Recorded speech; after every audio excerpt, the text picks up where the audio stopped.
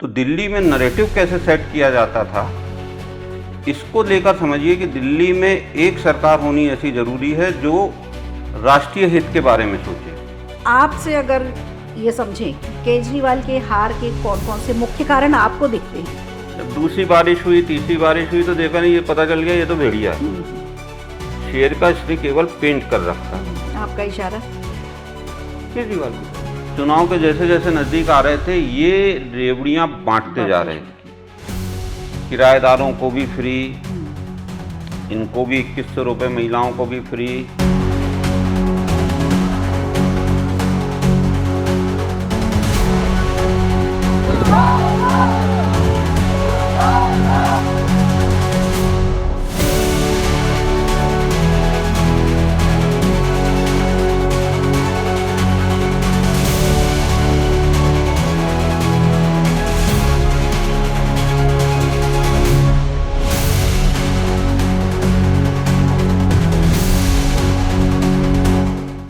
नमस्कार। देखिए, जनता ही जनार्दन है, ये बात एक बार फिर साबित हो गई है जब दिल्ली के चुनाव हुए और नतीजे आए। नतीजे भी लगभग वैसे ही आए जैसे कि अनुमान लगाया जा रहा था।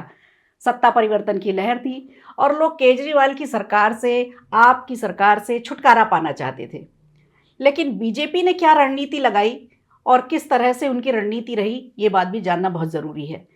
तो केजरीवाल की हार क्यों हुई, बीजेपी की जीत कैसी हुई, ये सब विश्लेषण की बातें हैं और इस विश्लेषण को आज हम समझेंगे क्योंकि हमारे साथ एक खास मेहमान हैं, भावेश श्रीवास्तव जी।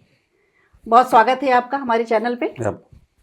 और भावेश जी के बारे में मैं आपको बता दूं, पराविज्ञान से ये जीवन की तमाम तरह की जो समस्याएं हैं उनका समाधान निकालते हैं और राजनीति के धुरंधर जानकार हैं। तो आज हम राजनीति की जानकारी तो इनसे लेंगे, लेकिन थोड़ी सी पराविज्ञान के बारे में भी जान लेते हैं। तो थोड़ा सा पराविज्ञान के बारे में बताइए, फिर हम दिल्ली चुनाव पर बात करेंगे आपसे। देखिए, किसी भी व्यक्ति का जब जन्म होता है तो कुछ नियम प्रकृति उसके लिए निर्धारित कर देती है। हम देश के नियम तोड़ सकते हैं, ट्रैफिक रूल्स तोड़ सकते हैं, लेकिन हम प्रकृति के नियम नहीं तोड़ सकते। अगर हम प्रकृति के नियम तोड़ते हैं तो हम कहीं ना कहीं समस्याओं में आते हैं। तो मेरा काम रहता है कि उनको प्रकृति के नियमों के अनुसार ढाल देना, उनको अलाइन कर देना और समस्या दूर हो जाती है। बस इतना सा काम है जी। चलिए, बहुत अच्छी बात है। और तमाम तरह की जो समस्याएं जीवन में आती हैं वो पराविज्ञान से हम सुलझा सकते हैं। इस पर हम एक लंबी चर्चा फिर कभी करेंगे, लेकिन आज फोकस हमारा जो है वो दिल्ली चुनाव को लेकर के है। तो आप चूंकि राजनीति में बहुत ज़्यादा इंटरेस्ट भी रखते हैं और हम लोग सब लोगों को, हमारे दर्शकों को बहुत सारी बातें भी आप बता पाएंगे।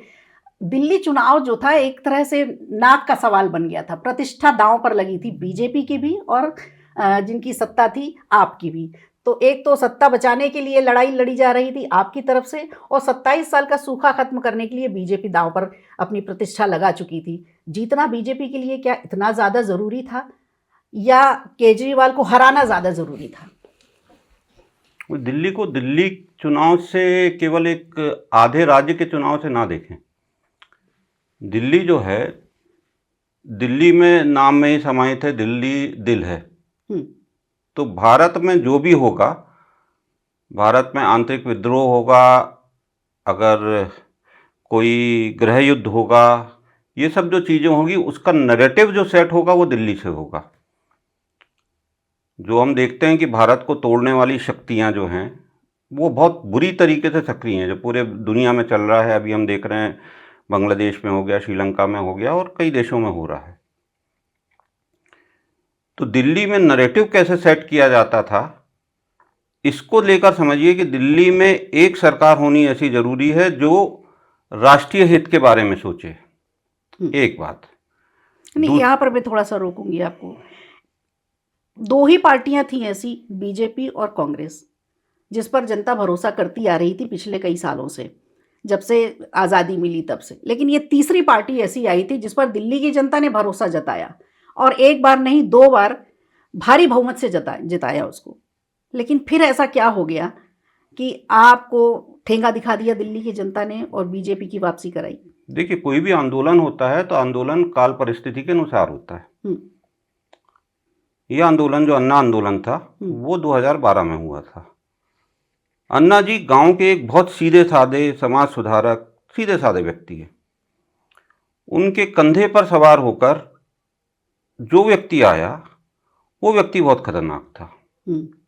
अन्ना जी सीधे सच्चे आदमी, बेचारे गांव के एक समाज सुधार हैं, गांव में शराबबंदी हो, गाली गलौज ना हो, परिवार आपसी में ठीक से रहें, वो सब काम करना उनका काम था। वो उस समय भ्रष्टाचार इतनी चरम पे था, घोटाले पे घोटाले रोज हो रहे हैं, कुछ समझ ही नहीं आ रहा था कि क्या हो रहा है। और देश के लोगों में, देश के मध्यम वर्गीय में, देश के युवाओं में एक बुरी तरीके की बेचैनी थी कि भारत में आखिरकार हो कैसे रहा है, क्या हो रहा है। अब स्वर्गीय हो गए हमारे प्रधानमंत्री, अब उनके बारे में ज़्यादा बोलना ठीक नहीं है, लेकिन ऐसा लग रहा था कि कोई प्रधानमंत्री है ही नहीं और सरकार भगवान भरोसे चल रही है। मतलब क्या हो रहा है कुछ समझ में ही नहीं आ रहा था। तब वो आंदोलन खड़ा हुआ और उस आंदोलन में लोग अपनी नौकरियां छोड़ छोड़ के आए, क्योंकि उनके मन में था कि भारत को हम ठीक करेंगे। ठीक, तो उसके बाद जो उस आंदोलन से निकले लोग, उस आंदोलन से काफ़ी लोग निकले, उसमें कोई दो मत नहीं है, बहुत अच्छे लोग भी निकले। किरण बेदी जैसे लोग शामिल थे, कुछ आर्मी के रिटायर्ड अफसर शामिल थे, कुमार विश्वास जैसे लोग भी शामिल थे, तो बहुत अच्छे लोग भी शामिल थे क्योंकि इनको देश की चिंता थी।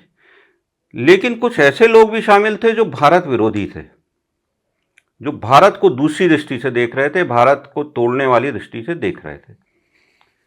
और आखिरकार उन्होंने उस आंदोलन का फायदा उन्होंने उठाया और फिर वो राजनीति में आए और राजनीति में धीरे धीरे उन्होंने सबको साइडलाइन कर दिया। अब आप देखिए, अगर आम आदमी पार्टी में पहले बहुत नाम आते थे, आंदोलन में भी किरण बेदी एक बहुत बड़ा नाम है, भारत की शायद प्रथम महिला आईपीएस हैं और बहुत उनके मतलब बहुत अच्छी धारणा रखता है समाज उनके बारे में। उन जैसी महिला का आना सामने तो लोगों का विश्वास था, तो उस विश्वास से और राजनीति को सुधारने के लिए लोगों ने वोट दिया, इसमें कोई दो मत नहीं। और फिर वो जीत कर आए, तो उस आंदोलन से निकले, लेकिन फिर जब जीत कर आए तब उन्होंने सारे लोगों को साइडलाइन कर दिया। और 70 में से 67 सीटें जीत कर एक बड़ा बहुमत नहीं, हासिल पहले किया। चुनाव में उनको 70 में से इसके पहले वाले चुनाव में, हाँ, ये जो चुनाव हुआ इसके पहले चुनाव में 67 सीटें बहुत मायने रखती हैं जीत के लिए। और उसके बाद अभी जो स्थिति बनी है 22 सीटों पे आपकी, 67 सीटें इनको 15 में मिली थी, 20 में इनको 63 सीटें मिली और उसके पहले 67 के पहले जब भी जीते ये 60 प्लस पे ही गए ना। नहीं, सब पहले वाले में 28 पे थे, 28 जब पे इन्होंने थे,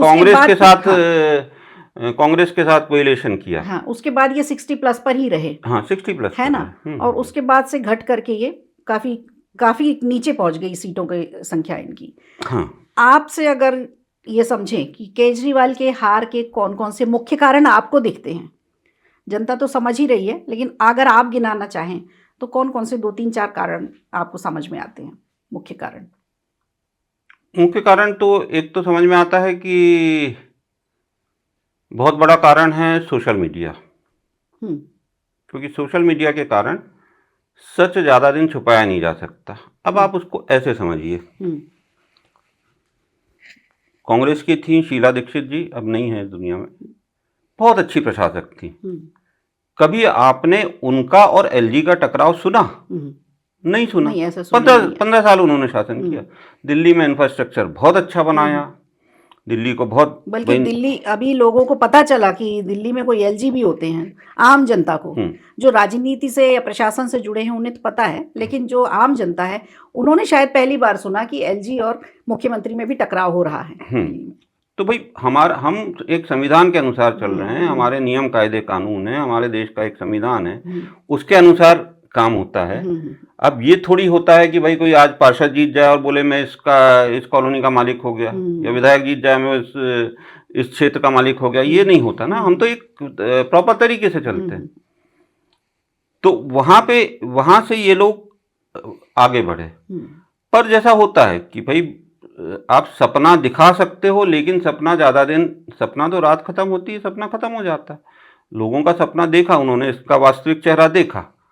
और एक अपने यहाँ कहावत है कि, कहावत है नहीं, एक घटना है कि शेर भेड़िया था, उसने शेर अपने ऊपर पेंट कर रखा था, सब लोग शेर समझकर उसको, सब उसके साथ शेर जैसा व्यवहार करते थे। एक बारिश हुई, हल्का सा निकला तो उसको, लोगों को लगा नहीं नहीं नहीं नहीं नहीं, ये तो शेर ही है। जब दूसरी बारिश हुई, तीसरी बारिश हुई, तो देखा नहीं, ये पता चल गया ये तो भेड़िया है। शेर का इसने केवल पेंट कर रखा था। आपका इशारा केजरीवाल की तरफ। बिल्कुल जी। और केजरीवाल की तरफ, मैं शीला दीक्षित जी को सम्मान पूर्वक बोल रहा हूँ कि मतलब ये नहीं कि वो कांग्रेस में थी या भाजपा के समर्थन में, वो बात नहीं है। केजरीवाल एंटी इंडिया फोर्सेज जो भारत में काम कर रही हैं, उनका एक खिलौना, सबसे बड़ा खिलौना केजरीवाल। कांग्रेस को की सत्ता जब गई तो उसमें केजरीवाल का बहुत बड़ा रोल रहा, क्योंकि केजरीवाल ने उस समय सिर्फ भ्रष्टाचार को टारगेट किया और एक एक करके सारे उनके जो घोटाले थे उनको गिनाते रहे। और बार बार आपको भी याद होगा कि वो हर बार फाइल खोलने की बात करते थे कि इसकी फाइल हमारे पास है, इसकी फाइल। एक भी फाइल उन्होंने खोली नहीं, हालांकि उनकी खुद की फाइल बनती चली गई। शराब नीति, नई आबकारी जो शराब नीति लेकर के आए थे 2021 में, उसके बाद से वही नीति इनके पतन का कारण बनी क्या?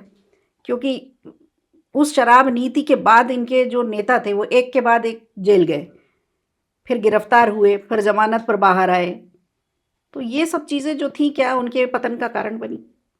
क्योंकि दिल्ली की जनता ने शराब नीति को बहुत ज़्यादा टारगेट किया और उससे बहुत नाराज़ रही।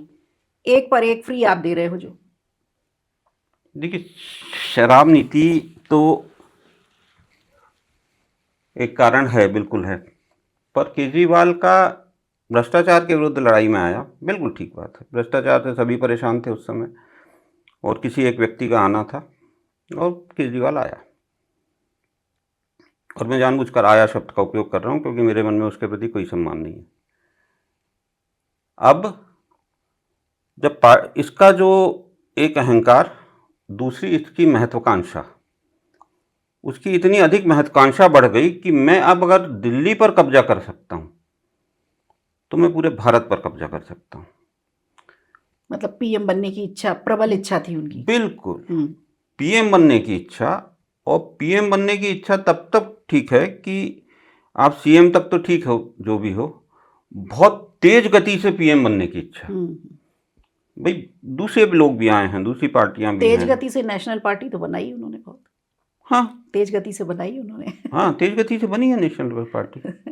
हाँ, तो वो वही है कि बारिश होगी तो धीरे धीरे रंग उतरेगा। तो जहाँ से भी पंजाब के कारण नेशनल पार्टी बने हैं, तो अब रंग उतरेगा तो पता चलेगा। क्योंकि पंजाब एक बॉर्डर स्टेट है, सिख एक मार्शल कौम है, और वहाँ खालिस्तान आंदोलन को पुनर्जीवित करने का काम केजरीवाल ने कर दिया है, और वो एक आग से खेलने वाला काम है। लेकिन एक सामान्य सिख, वो एंटी नेशनल नहीं है। लेकिन वहाँ भी वही हुआ कि इतना फ्री में दे देंगे, ऐसा कर देंगे और वैसा कर देंगे, तो पहली बार तो सबको बहुत अच्छा लगता है।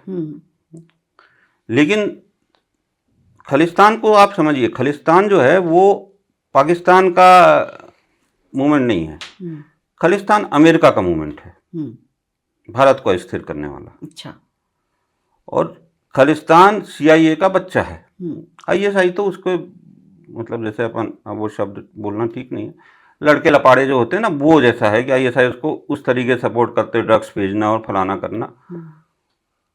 तो वो खालिस्तान अगर खड़ा हो जाता है, एक मार्शल कौम खड़ी हो जाती है, यहाँ तक कि मार्शल कौम में अपने यहाँ सिख रेजिमेंट बहुत अच्छी रेजिमेंट मानी जाती है, उसमें कोई विद्रोह हो जाता है, और उसमें हमने देखा, हमारी प्रधानमंत्री का एक हत्या होते हुए देखी है हमने। वो प्रधानमंत्री थी, वो किसी भी पार्टी की थी, वो हमारे देश की प्रधानमंत्री थी, बिल्कुल। वो हत्या हमने देखी है, और वैसा देखे हैं दंगे। हिंदू, वो कांग्रेस और सिख दंगे थे। अगर हिंदू सिख दंगे होते हैं तो स्थिति और खराब हो सकती थी। अब तो उसको पुनर्जीवित करने वाला काम सीआईए करेगा, क्योंकि एक चीज पक्की है कि सीआईए और डीप स्टेट, जो कुछ लोग हैं जो सीआईए के माध्यम से काम कराते हैं, ये लोग कभी भी कोई इंडिपेंडेंट नेशन नहीं चाहते, मजबूत देश नहीं चाहते। जो भी मजबूत होने की कोशिश करेगा ये उसकी टांगे उसे तोड़ने काटेंगे, की ये कोशिश उसके यहाँ कुछ ना कुछ करेंगे। हम्म। विषय आज का नहीं है, नहीं तो किसी दिन मणिपुर पे भी करेंगे कि मणिपुर भी कैसे सामने आ रहा है। बिल्कुल ठीक है, मणिपुर हाँ पर एक पूरा प्रोग्राम हाँ, करेंगे। वीरेंद्र जो अभी उन्होंने रिजाइन भी कर दिया सीएम ने। वीरेंद्र सिंह ने। हाँ, तो वो अलग से बातचीत हम्म। करेंगे, पर खालिस्तान को अलग करना, भारत को तोड़ना, हम्म। तो ये बहुत बड़ा विषय था। हम्म। और इसमें दिल्ली का सपोर्ट मिलना, हम्म। अगर 2 मिनट हो तो आपको एक दो तीन आपको नरेटिव वाले मामले बताता हूँ। बताइए। सीआईए, हम्म। अच्छा, मुसलमान जो है वो दिमाग से नहीं सोचता, हम्म। होता है कि नहीं मुझे नहीं मालूम, लेकिन दिमाग से नहीं सोचता। अब जो सीआईए का आंदोलन जो शाहीन बाग हुआ, उसकी क्या आवश्यकता थी? सीआईए में दूर दूर तक भारत के किसी भी नागरिक, वो हिंदू हो, मुसलमान हो, ईसाई हो, फलाना हो, ढिमका हो, किस धर्म को मानता हो, नहीं मानता हो, जो भी हो, उसका कोई संबंध नहीं था। लेकिन एक आंदोलन दिल्ली से खड़ा हुआ और पूरे भारत में फैला। और ट्रम्प के आने के ठीक पहले दिल्ली में दंगा हुआ। अच्छा हुआ भारत में हिंदू बाहुल्य है, तो यहाँ पे सहन शक्ति ज़्यादा है, तो वो चीज़ें ज़्यादा नहीं फैली। वो एक किसान आंदोलन, वही पंजाब से सारी चीज़ें आई। सामान्य किसान नहीं थे, सामान्य किसान ज़्यादा मतलब वैसे उसमें नहीं रहते। किसानों के फ़ायदे में था वो आंदोलन। वो जो कानून आया था, वो बिल जो आया था, वो किसानों के फ़ायदे में था। लेकिन उसको सरकार, उसको भी पूरे देश को अस्थिर करने के लिए उपयोग किया गया। 26 जनवरी की परेड को डिस्टर्ब करने के लिए किया गया। यहाँ तक कि हमने देखा कि लाल किले पे तिरंगा उतारा गया, खालिस्तानी झंडा लगाने के लिए। तो ये इस तरीके से जो मूवमेंट हो रहे थे। और तीसरा, एक आम सामान्य जन सामान्य के दिमाग में ईवीएम के प्रति संदेह पैदा करना। अच्छा, ये जो केजरीवाल जो कर रहा था ना, ये करता था कि ये विधानसभा का सत्र, जैसे विधानसभा चलती है तो उसका अपना प्रोटोकॉल है, उसके अपने नियम है। और उनके नियम के अनुसार अगर कोई सत्र खत्म होता है, जैसे अभी बजट सत्र सब जगह होगा, तो बजट सत्र खत्म होगा तो उसकी अपनी प्रक्रिया खत्म होगा, अगला सत्र बुलाया जाएगा तो उसके कुछ दिन पहले सबको सूचित किया जाएगा, सब सदस्यों को, और फिर आएगा कम से कम 7 दिन 10 दिन पहले, और सबको सूचना कर दी जाएगी। ये वहाँ पे सत्र खत्म नहीं करते थे, सत्र को स्थगित करते थे। क्योंकि स्थगित हुआ है मतलब अगला सत्र बुलाना है, वो 24 घंटे का काम है। केवल फ़ोन पे, सोशल मीडिया पे या व्हाट्सएप पे सूचना करो और अगला सत्र बुला लो। और पता चल रहा है कि किसान आंदोलन पे 3-3 दिन बहस हो रही है, जबकि दिल्ली में किसान है ही नहीं, दिल्ली का विषय ही नहीं है। दिल्ली में तो किसान नहीं थे, लेकिन किसानों के लिए भी ये कहा गया कि जो आसपास की जगह थी, हरियाणा के किसान, पंजाब के किसान, कुछ उत्तर प्रदेश का भी एक हिस्सा है, वहाँ के भी किसान, सारे लोग इकट्ठे हुए थे। और टिकैत तो सबसे आगे थे उसमें, उस समय ट्रैक्टर लेकर के। उस समय ये शिकायत भी हुई थी कि किसान क्या पंजाब और हरियाणा में ही है, बाकी जगह तो किसान खेतों में काम कर रहा है। तो ये बहुत बड़ा मूवमेंट था ये, जैसा कि आपने अभी बताया कि शाहीन बाग के बाद ये किसान आंदोलन वाला। तो ये क्या सीआईए का ही था सब कुछ किया हुआ? कॉम्बिनेशन था सीआईए और जो एक जिहादी ग्रुप जो पूरे विश्व पे कब्जा करना चाहता है, वो भारत को अस्थिर करने चाहते हैं। भारत को, सबका उद्देश्य है भारत को अस्थिर करना। 2015 में, और जो माओवाद है जिसको हम नक्सलवाद भी बोलते हैं, केजरीवाल क्या इनका सबका रिप्रेजेंटेटिव। हाँ, ये जो शतरंज की बिसात बिछाई गई थी डीप स्टेट और सीआईए की तरफ से, मोहरा केजरीवाल थे, उसमें केजरीवाल का फायदा होगा निश्चित रूप से। हाँ, तो वो उनका मोहरा बने, तो वो देश के टुकड़े भी करने को तैयार हो सकते हैं। भाई ये बात तो कुमार विश्वास स्वयं बोल रहा है। उनका सबसे खास आदमी जिसने स्थापना की आम आदमी पार्टी की, वो आदमी खुद बोल रहा है, खुलकर बोल रहा है, ऑन रिकॉर्ड बोल रहा है किस आदमी ने बोला कि अगर मैं दिल्ली का सीएम नहीं बनूंगा तो कहीं का प्रधानमंत्री बनूंगा? भाई कहाँ के प्रधानमंत्री बनोगे? पंजाब? मतलब पंजाब हमसे अलग कर दो।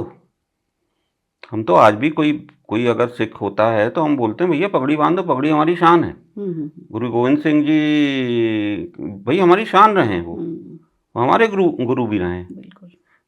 और अभी तो शायद आपको पता होगा कि कल राज्यसभा में उपराष्ट्रपति महोदय ने आदेश जारी कर दिया है कि जो अपनी संविधान आएगा उसमें जो 22 चित्र है, मूल चित्र, उसके सहित आएगा। अब नई प्रिंटिंग में उसके सहित आएगा। उसमें गुरु गोविंद सिंह जी की भी फोटो है।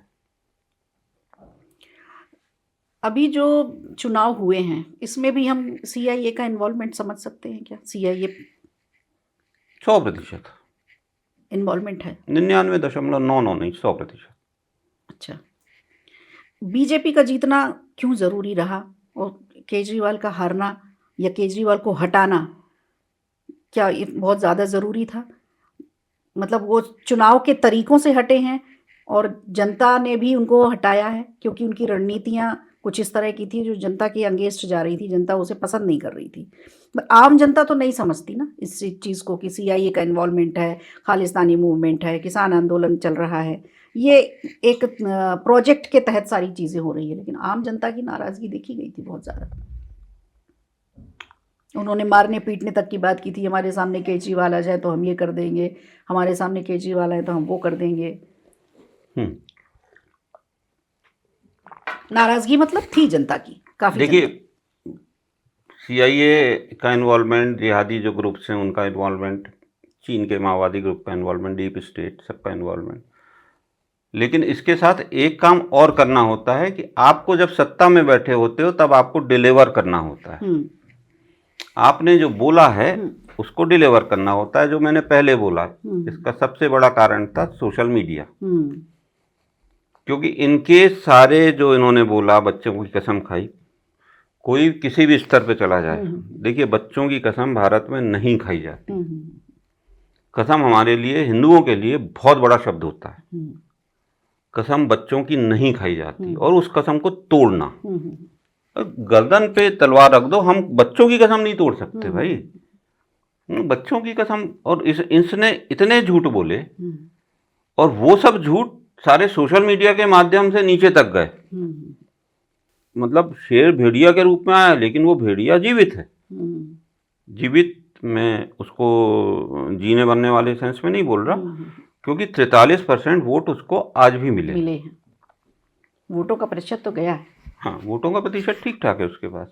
ये वोटों का प्रतिशत कैसे आया उनके पास? 43% वोट अभी भी आ रहे हैं इस कंडीशन में भी। 10 साल की उनकी सत्ता विरोधी लहर रही, फिर भी 43% वोट गए उनको। अवैध जो रोहिंग्या हैं वहाँ पर जो बसाए गए हैं, क्या उनका इन्वॉल्वमेंट है वहाँ उसमें? अगर वो अवैध हैं तो वो वोट कैसे दे सकते हैं? क्या इसके लिए भी पूरी स्ट्रेटजी उनकी तैयार की गई? हाँ, स्ट्रेटजी तो आपका आधार कार्ड बनाना बहुत आसान काम है।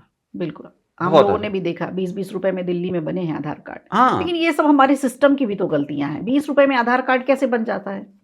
अब सिस्टम पे जाएंगे तो बहुत सारी गलतियां सिस्टम में हैं, है ना। लोकतंत्र है, सिस्टम में गलतियां बिल्कुल हैं। लोकतंत्र की कुछ कमियां होती हैं, वो कमियां हैं, इसमें कोई दो मत नहीं, लेकिन वो लोकतंत्र की कमियां हैं कि भाई अभी हम उस स्तर पे नहीं पहुंच पाए, है ना। भाई एनआरसी अगर हो जाता है तो चीज़ें ठीक हो जाती हैं, लेकिन सीआईए में ही इतना तांडव कर दो कि एनआरसी ना हो पाए, तो वो एनआरसी नहीं करने का, वो सीआईए का एक आंदोलन का एक कारण ये भी था कि एनआरसी ना हो। एक बात। दूसरा, अभी पिछले दिनों, जब से इनको जमानत मिली और वो चुनाव के जैसे जैसे नज़दीक आ रहे थे, ये रेवड़ियां बांटते जा रहे थे।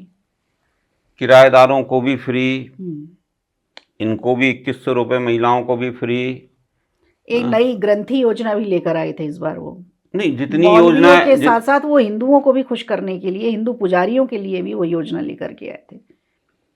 हाँ, जो आदमी पहले उन्होंने बोला भाई उनको, पहले उन्होंने बोला कि वो उनको देंगे, और दिया भी है कुछ समय, अपने मौलाना उनको 16,000 18,000 जो भी एक है मंथली, उनको वो देते थे, काफ़ी समय से नहीं दे रहे। अब दिल्ली की आप पोजीशन समझिए।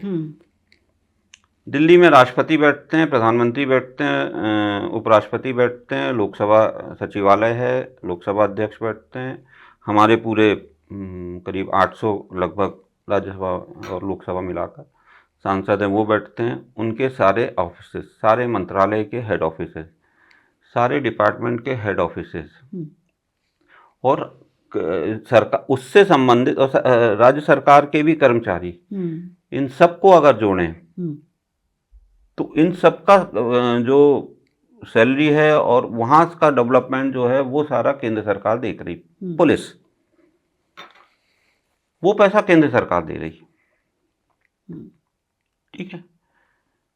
और दिल्ली में बिजनेस बहुत ज़्यादा है, तो राजस्व मिल रहा है किसको? राज्य सरकार को। मतलब आवक अधिक है, जावक बहुत कम है, जाना बहुत कम है।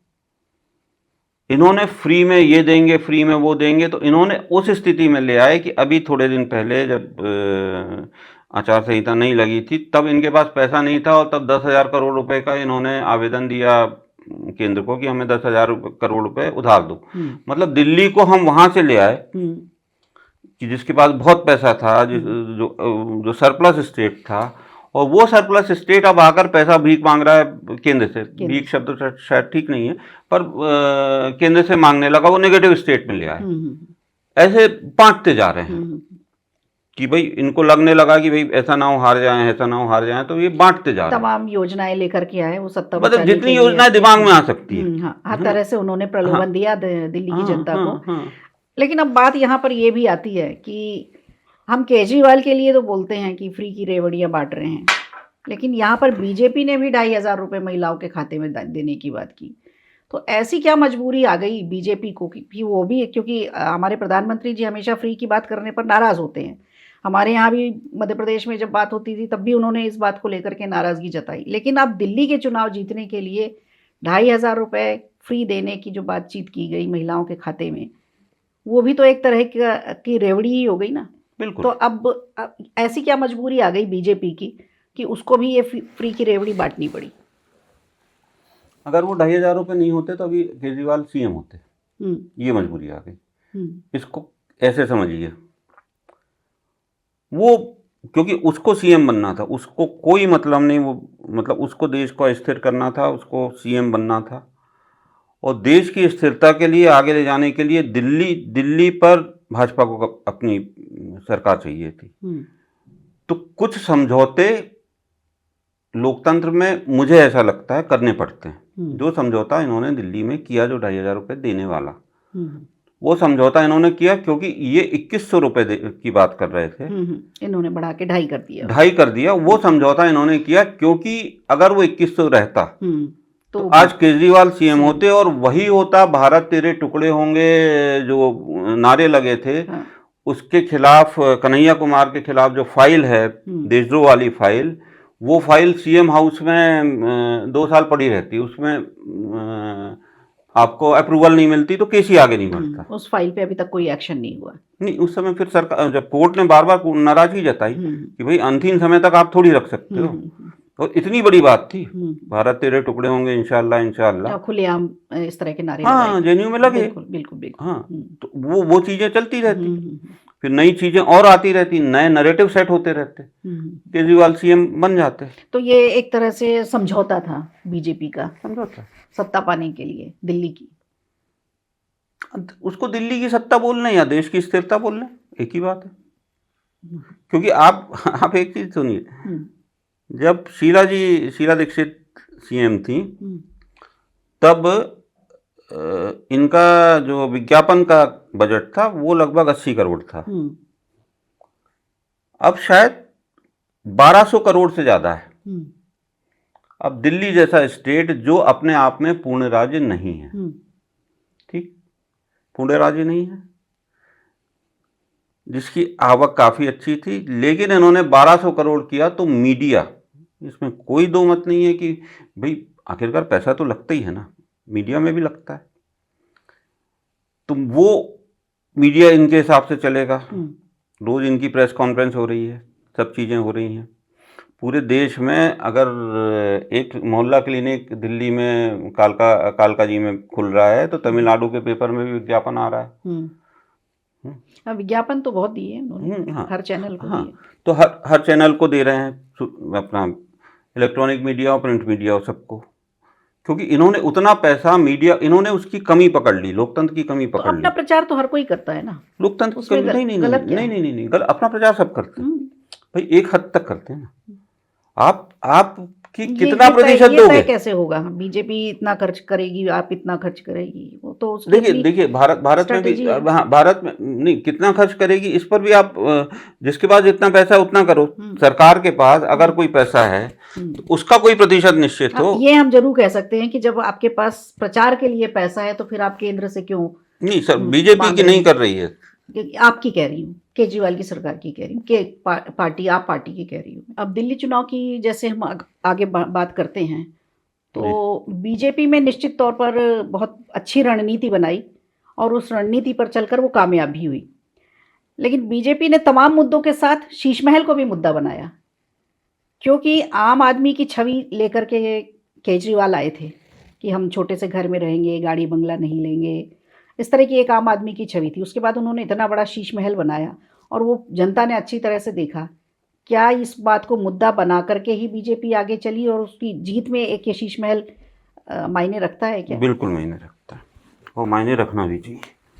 देखिए, एक चीज ध्यान रखिए, लालू प्रसाद यादव अगर भ्रष्टाचार करेंगे तो किसी को कोई समस्या नहीं है, क्योंकि वो ये बोलकर नहीं आ रहे कि हम भ्रष्टाचार नहीं करेंगे, है ना। लालू प्रसाद यादव अगर 100 करोड़ के घर में रहेंगे किसी को कोई समस्या नहीं है, या अखिलेश यादव भ्रष्टाचार करेंगे या 100 करोड़ के घर में रहेंगे।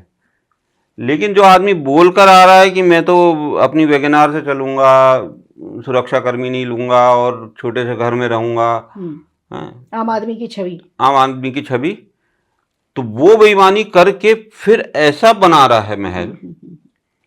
भाई 8 लाख के पर्दे मतलब कहाँ मिलते हैं मुझे तो आज तक नहीं पता कहाँ मिलते हैं, दिल्ली में भी कहाँ मिलते होंगे मुझे नहीं पता। मतलब 8-8 लाख के एक पर्दा बदल रहा, वो किसी ने, भाई अपन ने तो नहीं देखे ऐसी चीजें करना, और ऐसे समय में करना जब कोरोना काल चल रहा था।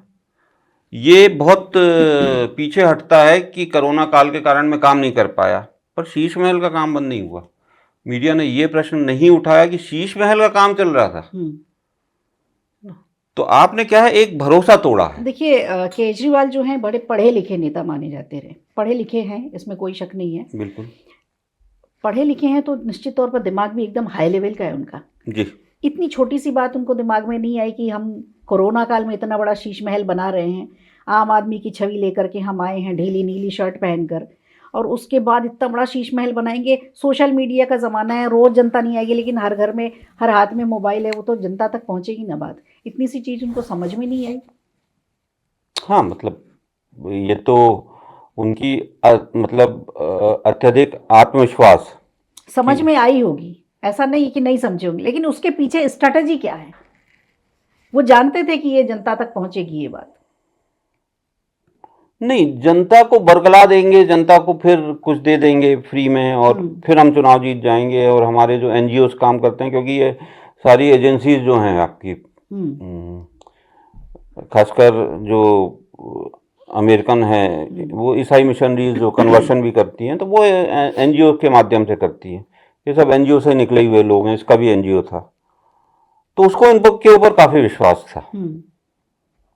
और दिल्ली में अवैध रूप से जो बसे हैं बांग्लादेशी और आपके रोहिंग्या, क्योंकि अभी आप देखो कि इनकी 22 सीटें आई हैं, और 10 या 12 सीटें ऐसी हैं जो जिसमें मुस्लिम आबादी 30% या उससे अधिक है। तो उनको इन 22 सीटों में, इन 22 में, है ना, तो इनको वो सीटें तो पूरी कंफर्म थी कि भाई इतनी तो हमारी आएंगी। अब हमको जीतना तो हिंदू बाहुल्य में से 30 सीटें और जीतनी है, 25 सीटें और जीतनी है, हम 25 सीटें तो निकाल ही देंगे। तो इनका जो अति आत्मविश्वास था और जनता को एकदम ही मूर्ख समझना, और एक वर्ग ऐसा है, वास्तव में ऐसा है, उनको दिन रात मतलब उसमें गरीब लोग हैं बेचारे, बहुत जानकार नहीं हैं, सुबह जाते हैं, काम पे जाते हैं, शाम को आते हैं, खाना खाते हैं, बच्चों की का ध्यान रखते हैं और सो जाते हैं। उनके लिए अगर उनको देश दुनिया से ज़्यादा रोजी मतलब रोटी नहीं की होता है, लड़ाई रोजी है रोटी की लड़ाई है उनकी, वो सब सीटें हम निकाल लेंगे और फिर जातिवाद फैलाना और वो सब करना, ये सब काम इनके थे कि ये सब आत्मविश्वास था इनका, तो अति आत्मविश्वास इनको ले डूबा, इनको भी पता था। और एक चीज आप देखिए, वो पढ़े लिखे हैं, तो दुनिया के जितने बड़े आपको आतंकवादी, जितने बड़े फ्रॉड करने वाले, जितने बड़े माफिया, सब आपको ज्यादा पढ़े लिखे मिलेंगे, डिग्रीधारी, बड़े बड़े डिग्रीधारी हैं, बड़े बड़े आपका एजेंडा चलाने वाले। कारण क्या है, ये पढ़े लिखे हैं लेकिन उनका दिमाग है, स्वाभाविक है, दिमाग है उनके पास, लेकिन वो दिमाग गलत डायरेक्शन में काम कर रहा है। इसका भी दिमाग है लेकिन वो गलत डायरेक्शन में काम कर रहा है, तो इसका उस जो उसको इसने मतलब ज्यादा पढ़े लिखे होकर, ज्यादा दिमाग लगाकर जो ओवर कॉन्फिडेंस में ले आए, और वो गलत दिशा में चला गया, गलत दिशा में तो जा ही रहा उनकी था, पढ़ाई लिखाई, उनका योग्यता, उनका अनुभव।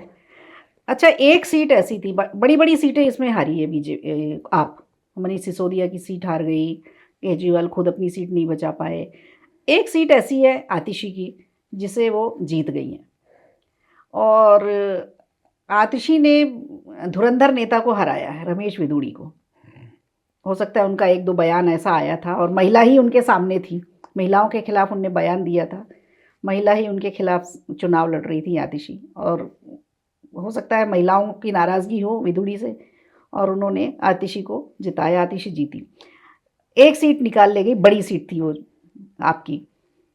आतिशी बहुत ज़्यादा खुश थी, हम सब ने देखा होगा, खूब डांस किया उन्होंने, डीजे वगैरह चले। अब ये नहीं समझ में आ रहा कि आतिशी का डांस जो था, जिस तरह से उनकी बॉडी लैंग्वेज थी और जिस तरह से वो डांस कर रही थी, जिस तरह से उनकी खुशियाँ थी, वो उनकी जीत की खुशी थी या केजरीवाल की हार की खुशी थी? दोनों ही थी। आप सहमत हैं इस बात से ना? दोनों ही थी। देखिए, आतिशी नामक, मुझे भी ऐसा लगा कि केजरीवाल के हार से आतिशी कहीं ज़्यादा खुश नज़र आ रही हैं, अपनी जीत से तो है ही। ये अपना आतिशी नामक कैरेक्टर आया कैसे, उसको समझिए। 2012 आंदोलन में आतिशी नहीं थी, वहाँ कहीं नहीं पाएंगे आप, लेकिन जो मनीष सिसोदिया का एनजीओ चलता था, ये उनके साथ काम करती थी, उनके साथ इनके मधुर संबंध है। अब इसका जवाब हल्का सा लंबा होने वाला है। अच्छा अब इसमें हमारे दर्शक सब सुनेंगे। केजरीवाल इतना शातिर है, जैसे वो आपने बताया पढ़ा लिखा बहुत है, तो इतना शातिर है, उसने वो मुख्यमंत्री रहा लेकिन उसने कोई डिपार्टमेंट अपने पास नहीं रखा। स्वाभाविक है, डिपार्टमेंट नहीं है तो साइन भी नहीं होंगे कहीं। साइन उन आपके कैबिनेट की जो टोटल बैठक होगी उसमें जरूर होंगे, लेकिन जो आपकी जो अलग अलग विषयों पे या अलग अलग जो मंत्री परिषद होता उसमें उनके साइन नहीं होंगे। तो शराब घोटाला जो पूरा हुआ वो उसमें पूरे साइन है मनीष सिसोदिया के, और वो ऑन रिकॉर्ड है, साइन हुए हैं सारे भाई, ऑन रिकॉर्ड है वो। ठीक बात है। मनीष सिसोदिया को जमानत नहीं मिल रही, मनीष सिसोदिया का 1.5-2 साल जेल में रहे, और जेल में रहते ही हुई केजरीवाल को अब किसी को सीएम जेल से बाहर निकले सीएम बनाना था। पर उसके पहले का भी एक और दृश्य याद करिए, जब ये जेल चले गए तब सुनीता केजरीवाल ने एक प्रेस कॉन्फ्रेंस की थी या वीडियो जारी किया था, जो भी किया था उन्होंने सीएम की कुर्सी पर बैठकर किया था। एक तरफ बाबा साहब की फोटो लगी थी और शायद एक तरफ भगत सिंह की, ऐसा कुछ फोटो, सीएम की कुर्सी पर बैठकर किया था। लेकिन उसके बाद जो हुआ तो मनीष सिसोदिया को सेटल करने के लिए, क्योंकि मनीष सिसोदिया स्वाभाविक है भाई कि सब किया तुमने, पैसा तुम्हारे पास गया, तुम्हारे माध्यम से जहां भी गया है, और निपट गए हम। तो उसको सेटल करने के लिए आतिशी को सीएम बनाया गया। तो समझौता ये होता है कि भाई आतिशी को हम, ठीक है, आतिशी को केजरीवाल बोले होंगे कि भाई आतिशी को हम सीएम बनाते हैं, ठीक, लेकिन आतिशी हमारे ही मुंह पे ना आ जाए, कि आतिशी अपने को फुल फ्लैश सीएम ना समझने लगे। तो आतिशी की पहली बीइंग सीएम मीटिंग देखिए तो उसमें उसने बाजू वाली कुर्सी खाली रखी है। मतलब क्या है कि उसने, उस समय बहुत चर्चा हुई थी इस बात की। हाँ मतलब, तो मतलब उसने बिल्कुल, आतिशी ने उस समय वफादारी निभाई, हाँ, सीएम रही, लेकिन केजरीवाल हारा। हाँ, तो अब अगला सीएम मनीष सिसोदिया बिहार गया। हाँ, मनीष सिसोदिया भी आ गए। हाँ, उनकी सीट भी बदल दी थी ना। सीट भी बदल दी, मतलब दोनों जो 1 2, अब तीसरा कौन तीसरा हुआ? कौन? तीसरा वैसे तो संजय भारद्वाज सिंह, है, संजय सिंह भी है। सोमनाथ भारती हाँ, भी हार गया, हाँ, सब। गोपाल राय होना चाहिए, लेकिन गोपाल राय को नहीं रखा नहीं इन्होंने, रखा वो थोड़ा ठीक व्यक्ति है। हम्म, तो गोपाल राय को नहीं रखा इन्होंने। तीसरा व्यक्ति कौन, जो सीएम रहा हुआ है, हम्म, इनका खुश होना स्वाभाविक है। लेकिन अभी कुछ सुनने में ऐसा भी आ रहा है कि आतिशी सीट पार्टी चेंज कर सकती हैं। आपको भी लगता है क्या? नहीं, या कांग्रेस ने, ऐसा सुनने में आया, कांग्रेस ने बड़ा ऑफर दिया है उनको, आतिशी को, तो क्या पार्टी चेंज कर सकती है? हालांकि कांग्रेस खुद शून्य पर है। नहीं, शून्य पर है, समस्या नहीं है। हम्म। शून्य पर रहना चाहती, ये समस्या है ना। मतलब ठीक बात है, भाई ये शून्य भी सही आपके है। पास शून्य आ गया, कोई बात नहीं है, कभी शून्य है तो ठीक है, हाँ, हम पढ़ाई करेंगे, आगे हाँ, ज्यादा हाँ, अंक आएंगे, ज्यादा नंबर आएंगे। लेकिन हम अगर शून्य पर ही रहना चाहते हैं हाँ, ठीक तो समस्या है। हाँ, और कांग्रेस में अभी भी ऐसा कुछ नहीं दिख रहा है कि कांग्रेस अभी शून्य के ऊपर जाने के लिए कोई सीरियस एफर्ट कर रही है। ठीक बात है। क्योंकि इनके भी 22 हैं, तो वो फिर एंटी डिफेक्शन लॉ लगेगा, तो इनके साथ, आतिशी के साथ पूरी पार्टी टूटेगी, तो वो काफी नहीं, सही पहले है। ऐसा कहा जा रहा था कि कांग्रेस की अगर सीटें आती हैं, और हालांकि उनके खिलाफ ही चुनाव लड़ रहे थे, एक दूसरे के खिलाफ अनर्गल बयानबाजी कांग्रेस और आपने दोनों के नेताओं ने की है, लेकिन अगर कहीं कुछ आ जाता मिलजुल के, तो ये शायद सरकार भी बना ले जाते आपस में। हाँ, पहले भी ऐसा देख किया, पहले भी ऐसा किया। फर्स्ट टाइम ऐसा ही किया था। हाँ, फिर सरकार बना ले जाते, हाँ, क्योंकि ये किसी भी स्तर पे जा सकते हैं, हाँ, क्योंकि इनका सबका सबके सबके अब खुल रहे हैं। अब राहुल गांधी को भी समझिए, वो 3 दिन यहाँ रहता है, फिर 3 दिन विदेश चला जाता है, कब जाता है, कहाँ जाता है, कुछ पता नहीं है। सबको पता है कहाँ जाता है, पर ओपनली नहीं आता। दिल्ली चुनाव में एक बात और देखने को मिली हमें, जब लोकसभा के चुनाव हुए थे 2024 में, तो ऐसा माना जा रहा था कि संघ एकदम सुस्त पड़ा हुआ है, संघ कहीं दिखाई नहीं दे रहा, संघ की नाराजगी बताई जा रही थी बीजेपी से। वो जेपी नड्डा का कोई बयान भी ऐसा था जिसकी वजह से चर्चा में था कि इसकी वजह से संघ ने अपने कदम पीछे कर लिए हैं और चुनाव में साथ नहीं दे रही हैं। लेकिन दिल्ली चुनाव में संघ साथ में दिखा, एक्टिव भी दिखा। तो एक ऐसा एक्शन फिर से समझ में आया कि बीजेपी एक्टर के मूड में है और संघ उसके साथ डायरेक्टर के मूड में है। तो अब क्या संघ का बहुत सपोर्ट मिला, उसकी वजह से बीजेपी की राह आसान हो गई दिल्ली देखिए, चुनाव संघ के काम करने, संघ सुस्त मूड में कभी नहीं रहता। ये चुनाव प्रचार तो ठीक है, महीने 1.5 महीने चलता है, जो भी है, लेकिन संघ बहुत चलायमान बॉडी है। आपको संघ को अगर समझना है तो संघ की कार्यशैली को आपको समझना पड़ेगा। तो संघ बहुत चलायमान बॉडी है, बहुत तेजी से चलता है, और जब तेजी से चलता है तो उनके पास ग्राउंड वर्कर्स बहुत हैं, जिनके नाम हम नहीं जानते, और उनका कोई, वो एक मिशन पे है, उनकी प्रार्थना भी आपने सुनी होगी, तो वो एक मिशन पे है, और उनके नाम भी हम नहीं जानते। तो वो अगर राज्य स्तर पे कई बार आपस में बातचीत होती, कोऑर्डिनेशन होता है, भाई संघ कंट्रोल करेगा ऐसा नहीं होता, वो एक कोऑर्डिनेशन होता है कि हम कोऑर्डिनेशन करेंगे। तो संघ के पास फुट सोल्जर्स जो हैं, और फुट सोल्जर्स ऐसे जिनकी समाज में अच्छी छवि है, कोई ऐसी महत्वाकांक्षा नहीं है, अपनी नौकरी पानी बहुत अच्छे से करते हैं, काम धंधा करते हैं, और समाज सेवा भी करते हैं, और बहुत प्रामाणिकता से करते हैं, ऐसे लोग संघ के पास हैं, इसमें कोई दो मत नहीं है। तो उनका प्रभाव फिर चुनाव पे आता है। हम्म, तो ये कई बार राज्य स्तर पे तय तय होता है, कई बार आपके किसी सीट स्तर पे तय होता है, आपस में तय हो जाता है कि भाई अपन कोऑर्डिनेशन में प्रचार करेंगे। कई बार तय नहीं होता तो ठीक है, बीजेपी अपना प्रचार करती है। मतलब आपके कहने का मतलब कि 2024 के लोकसभा के चुनाव में संघ सुस्त नहीं था, संघ साथ था। नहीं, संघ तो कई, मैंने बताया ना कि राज्य स्तर पे कई जगह राज्य पे लगता है कि भाई यहाँ पे बहुत अच्छी परिस्थिति है, राज्य स्तर पे तय होता है कि या कि सीट स्तर पे भी कि भाई यहाँ पे मतलब दोनों के ऊपरी स्तर पे बातचीत होती है कि भाई यहाँ पे प्रचार की आवश्यकता है, यहाँ पे मतलब चीजें। कोई बीजेपी और कांग्रेस संघ के बीच में कोई नाराजगी वाली बात नहीं है। नहीं, नाराजगी, वो कार्यक्षेत्र ही अलग है ना भाई, वो राजनीतिक कार्यक्षेत्र है उनका। लेकिन दिखने में तो पर्दे के पीछे की कहानी और पर्दे के आगे आने वाली कहानी। संघ के पर्दे के पीछे, अब जैसे आज अपना तो लाइव हो रहा है, रिकॉर्डिंग हो रही है, कभी मेरी और आपकी कोई बातचीत हो, है ना, और तो मेरी और आपकी जो बातचीत हो रही है वो मैं जानता हूँ या आप जानती हैं। अब ये तीसरा कोई है, वो सारे आकलन है। तो ऐसे ही संघ के साथ होता है। अच्छा, चलिए चलते चलते एक आखिरी सवाल हम और समझ लेते हैं भावेश जी से।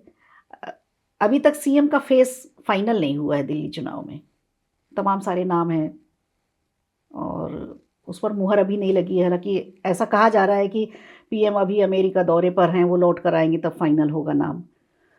संघ और संगठन दोनों के हिसाब से नाम तय होगा, या संघ का कोई चेहरा होगा या संगठन का कोई चेहरा, कुछ अगर आप बता पाएं।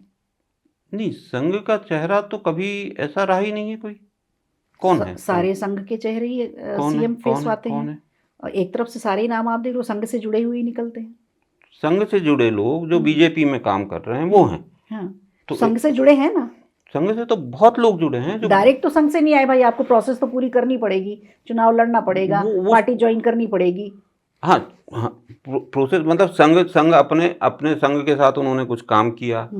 हाँ, संघ जो अपना मूवमेंट देश के प्रति एक देश को परम वैभव पे ले जाने वाला एक काम कर रहा है ना, तो वो कर रहा है, तो उसमें काम किया। और उस काम में कभी कभी वो भी अभी भी वो राजनीतिक रूप से हिस्सेदारी करते हैं, राजनीतिक रूप से उनकी हिस्सेदारी रहती है। तो वहां से उन लोग को कई बार समाज में जाता है कि ये संघ से जुड़े हैं। हाँ, संघ से जुड़े हैं, स्वयंसेवक हैं वो, लेकिन उसको इस वे में बोलें कि वो संघ ने डिसाइड किया तो शायद थोड़ी ज्यादती हो जाएगी। हाँ, कोऑर्डिनेशन ये हो जाता है क्योंकि दोनों संगठन काम करते हैं, तो कोई ऐसा ना हो कि भाई कोई संघ बिल्कुल ही संघ की कार्यशैली कोई ना समझता हो, या तो ये एक कोऑर्डिनेशन होता है, ये ऊपर बैठकर बातचीत हो जाती है कि ये कोऑर्डिनेशन होता है कि भाई ऐसा ना हो कि वो संघ के विपरीत ही कोई काम करने लगे। मतलब ये समझ ले कि सीएम का जो फेस आएगा वो संघ और संगठन दोनों का मिला जुला एक संघ से, मतलब उसको इस तरीके की संघ अनुमति देगा भी, संघ अनुमति कैसे देगा? संघ तो अपना काम करते ही रहेगा, पर अगर सीएम का कोई चेहरा जो कोऑर्डिनेशन में काम करता है तो उससे कई काम आसान हो जाते हैं।